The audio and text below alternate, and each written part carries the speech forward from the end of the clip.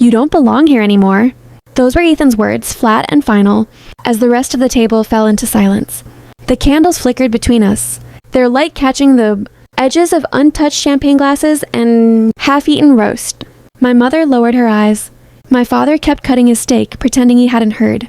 The music in the background, something slow and cheerful, sounded like a cruel joke. It was New Year's Eve, and outside, the city was wrapped in gold and noise. Inside, the air felt heavy, like the walls themselves had decided to take sides. I sat there for a second too long, still holding the silver gift bag I'd brought for Ethan's kids. I'd spent weeks finding the perfect presents. Handmade journals, matching scarves, a telescope for the oldest who loved stars.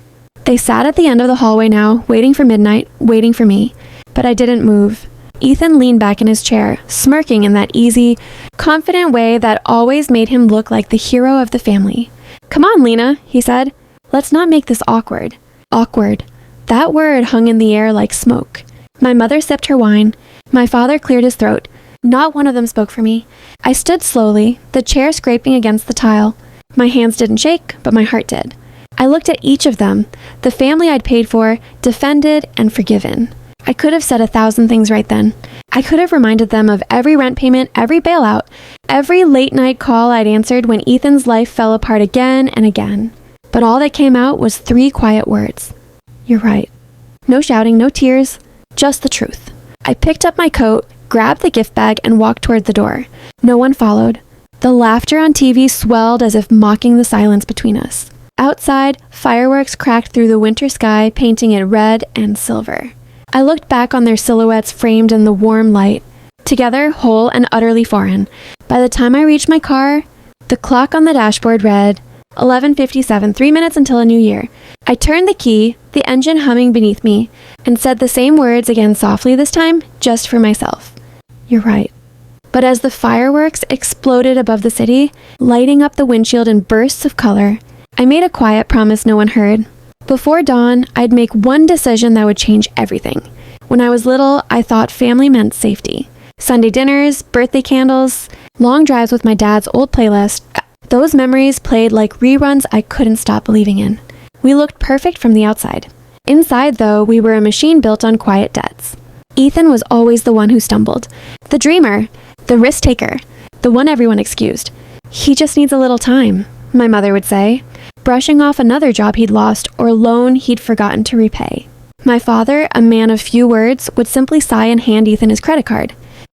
And me, I was the patch. The backup generator that kept the whole thing running when everyone else unplugged. When I turned 24, Ethan borrowed money to start a business. It failed in 6 months. I covered the bills so he wouldn't embarrass the family. When his wife, Tara, got sick during her second pregnancy, I paid the hospital fees. When my parents' roof leaked, I emptied my savings to fix it. They all called me selfless, responsible, reliable, as if that was supposed to feel like love. But love shouldn't feel like a job description. Still, I kept showing up. Every favor, every transfer, every night spent crunching numbers so someone else could sleep easy. It felt like proof that I mattered, that I was needed. Maybe that's why I didn't notice the weight growing heavier year after year. The calls came more often, the requests less polite. They didn't even ask anymore. They expected, and I gave in, because that's what good daughters do. They save everyone but themselves. The first time I tried to say no, my mother's voice went quiet in that way that carried both disappointment and warning. "Don't be ungrateful, Lena. He's your brother." I remember laughing then, because in my head I thought, ungrateful for what? I was 32 when I finally realized that all my giving had bought me nothing but silence. Not gratitude, not affection, just the dull comfort of being useful. And that's what made that New Year's dinner so cruelly poetic. After all the years I'd spent keeping them afloat, I was still the one they called a burden.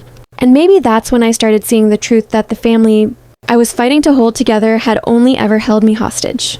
It's strange how easy it is to mistake manipulation for love. It doesn't start with praise. Small, quiet compliments that make you feel special while tightening the leash around your neck. Ethan was good at that. "You've always been the smart one," he'd say whenever he needed money.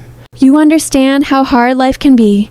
Tara would chime in with a soft laugh, adding, "We don't know what we'd do without you." And for a long time, I believed them. I believed I was the glue, the problem solver, the only thing keeping our family from falling apart. That illusion was intoxicating. Every transfer, every favor felt like proof that I mattered, that I was holding the balance.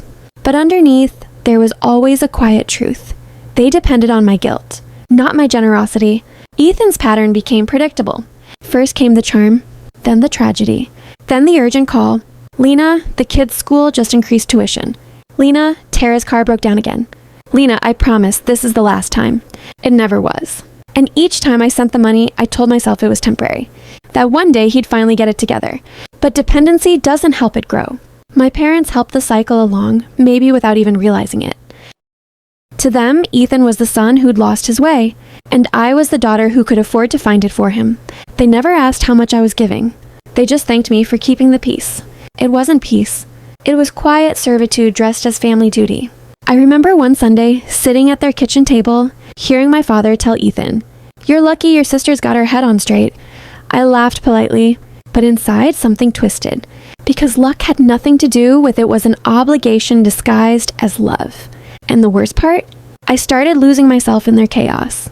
My world became a series of deadlines and withdrawals. I skipped vacations, delayed promotions, and told myself that being needed was better than being happy. It's funny how you can drown without making a sound. By the time New Year's Eve arrived, I wasn't even angry anymore, just empty. And when Ethan told me I didn't belong there anymore, I realized he was right. I didn't belong in a life built entirely around their dependence. What I didn't know then was that walking away from it would cost me everything and finally give me peace. The breaking point never comes as a grand explosion. It creeps in quietly, one small betrayal at a time, until even the air around you feels poisoned. Mine came in the form of a phone call. It was mid-February, just after I'd wired Ethan another few thousand to cover his rent. My phone buzzed while I was in a meeting. I ignored it the first 3 times, but the 4th call made my stomach twist. When I finally picked up, a voice I didn't recognize asked, "Is this Lena? We're calling from the bank. There's been some unusual activity on your account." The next few minutes blurred. Someone had been using my name, my details, opening cards, taking small loans, moving money, and every trace led back to an address I knew too well, Ethan's. I didn't confront him right away. Instead, I waited, half hoping there was an explanation that would make sense. But when I showed up at his apartment, he didn't even look surprised. He just sighed and said, "Lena, you don't understand how bad things have gotten. I was going to tell you, no apology, no shame. Just another story to keep me quiet." Tara hovered nearby, her face pale, her eyes darting toward the door as if she was calculating whether it was worth staying for the performance. When I told them I was done, Ethan's mask cracked. "You think you're better than us now?" He snapped. "You wouldn't even have that job if I hadn't taken the heat for you back then." It was a lie. A desperate one, but it landed with enough venom to make me shake. Because somewhere deep down, I'd spent years letting him rewrite history, turning his failures into sacrifices and my sacrifices into obligations. That night, I didn't sleep. I packed a suitcase, turned off my phone, and booked a train to a city 3 hours away. I didn't tell anyone where I was going. For the first time in years, there was silence. No constant buzzing of texts, no guilt-ridden calls, no fake emergencies. Just silence. But silence is strange when you've lived your life surrounded by noise. It amplifies everything you've been avoiding. I kept hearing Ethan's words, "You think you're better than us?" and realizing how deeply I'd let them root inside me. Every boundary I'd refused to set, every dollar I'd handed over, had been my way of trying to prove I wasn't selfish. But maybe selfishness wasn't the enemy. Maybe it was survival. A week later, I got an email from my parents. "Ethan's been arrested," it said. "Please call us." And that was the moment I understood leaving hadn't ended the story. It had just begun to show me who they really were. Ethan's arrest wasn't a shock. It was inevitable. What surprised me was how quickly the family turned to find a new villain. And that villain, of course, was me. When I finally called my mother back, her tone was icy. "You could have stopped this, Lena," she said. "If you hadn't abandoned him, he wouldn't have gotten desperate." Abandon him. That's what they called it. Not boundaries, not self-preservation. Just abandonment. I listened quietly, not because I agreed, but because I was tired. Years of emotional tug-of-war had drained me dry. I told her, "He stole from me, Mom. He used my name." Her response? "He's still your brother." Those 4 words echoed like a curse. It didn't matter what Ethan did. Family would always be the shield that justified it. But guilt wasn't my language anymore. I'd started therapy after I left, and every session chipped away at the fog they'd built around me. I began to see the pattern for what it was. A cycle of manipulation dressed up as loyalty. When I finally went back to visit, months later, Ethan was out on bail. He looked thinner, older, but the smirk was still there. The same one he wore when he knew he'd gotten away with something. He tried to hug me. I stepped back. "What?" he said, feigning confusion. "I'm not your safety net anymore." His eyes narrowed. "You've changed." "I had to," I told him. That was the last real conversation we ever had. After that day, I stopped trying to fix the cracks in our family's foundation. I stopped being the quiet hero. I moved into a small apartment by the coast, took a new job, and started living like I didn't owe anyone anything. The strangest part was how light everything felt. For years, I'd thought love meant sacrifice, that the more you gave up, the more it proved you cared. But real love doesn't drain you. It doesn't demand silence or obedience. Still, sometimes I'd wake in the middle of the night and think, I heard my phone buzzing phantom calls from a past that refused to die. The guilt tried to creep back in, whispering that I should have done more, that I'd failed them. But I'd remind myself of one simple truth. You can't save people who refuse to stop drowning you. And as I watched the waves crash outside my window, I realized I wasn't running anymore. I was rebuilding. What I didn't know then was that one more secret from Ethan's life was still waiting to surface, and it would change everything. I thought I'd escaped. It started with a letter, an actual, handwritten envelope slipped under my apartment door. No return address. Just my name and Ethan's messy scrawl. I stared at it for almost an hour before opening it. Part of me thought it was another plea, another guilt trip begging for one last favor. But the letter inside was short, almost hauntingly calm. "Lena, I know you'll never forgive me, but there's something you should know. What happened wasn't just me. They were part of it too. Check the account dad's name. You'll see." That was it. No apology. No explanation. Just a cryptic message that clawed at the back of my mind for days. I tried to ignore it. I had no intention of reopening old wounds. No desire to play detective in a family that thrived on secrets. But curiosity isn't a switch you can turn off. So one night, with the wind howling outside, I logged into the account my father had always told me was for emergencies. The numbers didn't lie. Thousands of dollars moved quietly over the years. Transfers that matched nearly every emergency Ethan had come to me about. Except the money hadn't come from him. It had come through him. My parents had been funneling funds using my name, padding his mistakes with my identity. I was never the savior. I was the cover. My hands went cold. Every sleepless night, every guilt-ridden decision, every tear I'd shed thinking I was holding the family together, it had all been engineered. I confronted my parents a week later. My mother wouldn't meet my eyes. My father simply said, "You wouldn't understand. We did what we had to do." It was the final betrayal, the kind that burns so deeply it doesn't even make you cry. I just walked away. That night, I sat on the balcony, watching the lights flicker across the sea. The world felt smaller, quieter, but somehow cleaner. I wasn't their pawn anymore. For years, I thought the price of freedom was loneliness. But in that silence, I found something I'd never known. Real, unshakable peace. Sometimes I still think about Ethan, about whether he knew the full truth or just played his part. The letter was his only act of honesty, and maybe, in a strange way, it was his way of setting me free. The story didn't end with forgiveness. It ended with clarity. And clarity, I've learned, is far more valuable than love built on lies. Months passed before I heard anything more about Ethan. Life had gone quiet again. Steady, predictable, almost peaceful. But peace has a strange way of making you forget that. Unfinished stories have sharp edges. The call came from an unfamiliar number 1 gray afternoon. "Is this Lena Ward?" the voice asked. "We're reaching out about your brother." Ethan had been found unconscious in a motel room 2 towns over. The police said there were no signs of foul play, just exhaustion, poor health, and too many wrong turns. He was alive, but barely. I didn't rush to the hospital. I sat on my couch for hours, the phone still in my hand, staring at nothing. Because what do you do when the person who broke you is now broken themselves? When I finally walked into that hospital room, I barely recognized him. His face was gaunt, his eyes hollow, but when he saw me, a weak smile flickered across his lips. "Didn't think you'd come," he murmured. I wanted to say something cruel. I wanted to tell him he deserved it. But the words wouldn't come. Instead, I just said, "You don't get to destroy people and call it love." He nodded like he already knew.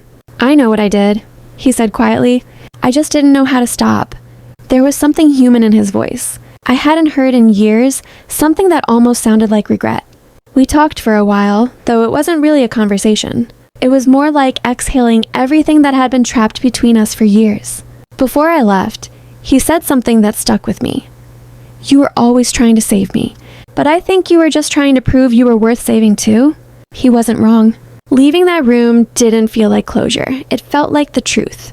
The kind that doesn't heal, but clears the fog enough to see where you stand. Ethan passed away 3 weeks later. Peacefully, they said. I didn't go to the funeral. I didn't need to. Grief is strange when it comes to someone who hurt you. It doesn't break you open, it just sits in your chest, heavy and confusing. I didn't cry. I just walked to the edge of the pier near my apartment, tossed his letter into the water, and watched it sink. For the first time, I realized forgiveness wasn't something I owed him. It was something I owed myself. And as the waves carried his words away, I finally let go not of Ethan, but of the version of myself who thought love meant pain. Spring arrived quietly, as if the world was trying to start over with me. The days stretched longer, the light warmer, and for the first time in years, I didn't feel the constant hum of guilt beneath my skin. I planted herbs on my windowsill basil, thyme, and mint. Small things that grew slowly, stubbornly, just like me. Each morning I'd water them while sipping my coffee, breathing in the scent of soil and new beginnings. Kelly and her daughter still visited sometimes. They laughed louder now, moved easier. Once she told me, "You gave me the courage to stop." Apologizing for surviving, I smiled and told her the truth. You just needed someone to remind you it's allowed.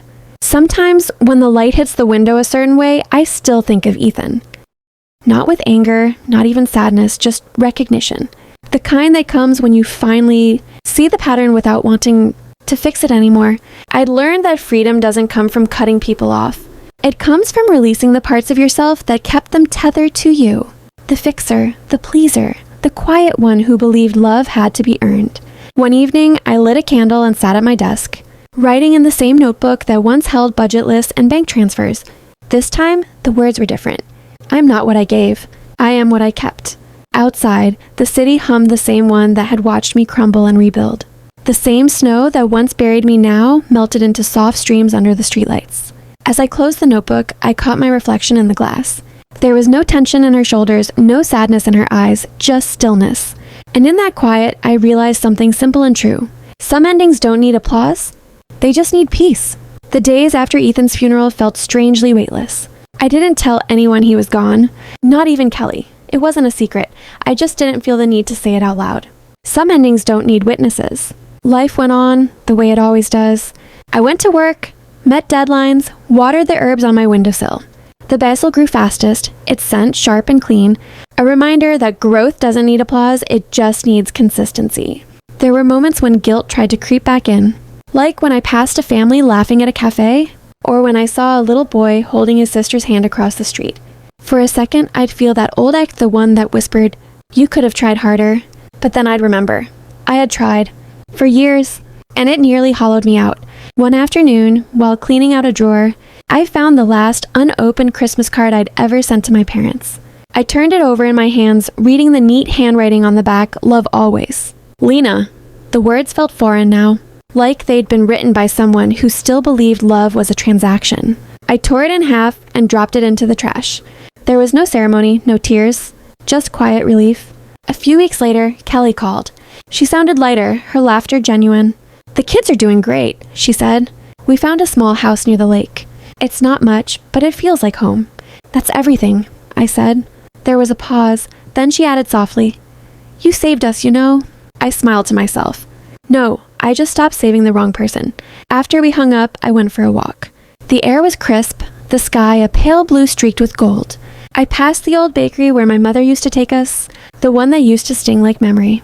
This time, it just smelled like cinnamon and sugar sweet, simple, free of ghosts. Back home, I poured a glass of wine and opened the window. The evening breeze carried faint laughter from the street below. Somewhere, a song played from a passing car, something slow, nostalgic. I didn't recognize it, but it felt like a memory I could live with. I thought about everything that had led here, the years of giving until it hurt, the silence that followed, the moment I finally stopped being everyone's safety net. It hadn't been revenge that freed me. It was boundaries. Quiet, steady, final. Before bed, I wrote in my notebook again. The same line I'd written before, but this time I added something new beneath it. I am not what I gave. I am what I kept. and what I kept is mine to grow. When I turned off the light, the city outside glowed faintly. Street lamps, windows, reflections in the snowmelt. Everything felt softer, like the world had finally exhaled with me. Maybe that's what real freedom sounds like. Not fireworks, not applause. Just the quiet hum of a life that finally belongs to you.